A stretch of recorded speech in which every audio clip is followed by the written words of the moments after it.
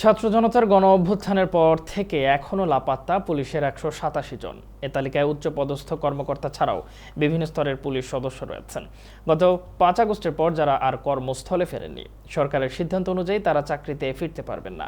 বিভাগীয় ব্যবস্থা নেওয়া সহ এদের অনেকের বিরুদ্ধে ইতিমধ্যে দায়ের হওয়া ফৌজদারি মামলার তদন্ত ও বিচার কাজ আইন অনুযায়ী চলবে।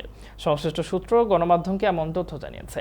এদিকে সূত্র জানিয়েছে, পুলিশের যেসব প্রভাবশালী কর্মকর্তাকে ইতিমধ্যে বাধ্যতামূলক অবসর দেওয়া হয়েছে তারাও পলাতক।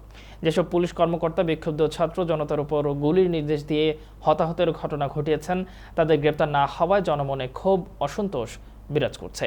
বিশেষ করে গ্রেপ্তার নিশ্চিত না করে যারা তাদেরকে পালিয়ে যাবার সুযোগ করে দিয়েছে, তাদের বিরুদ্ধেও ব্যবস্থা নেওয়ার দাবি জোরালো হচ্ছে। তথ্য অনুসন্ধানে দেখা গেছে, পুলিশের পলাতক কর্মকর্তাদের তালিকায় শীর্ষে আছেন জেএমপির সাবেক অতিরিক্ত কমিশনার ডিআইজি হারুনুর রশিদ। এখনও চাকরিচ্যুত নন। পুলিশ সদর দপ্তরের এই তালিকায় তাকে ১ নম্বরে রাখা হয়েছে।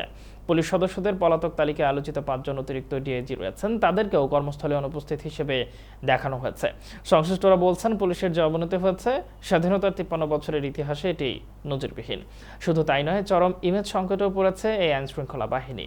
প্রায় ১.৫ মাস অতিবাহিত হওয়ার পরও এদেশের কোথাও এখন আর আইনি ব্যবস্থা নেওয়ার মতো সক্ষমতা পুলিশ গড়ে তুলতে পারেনি।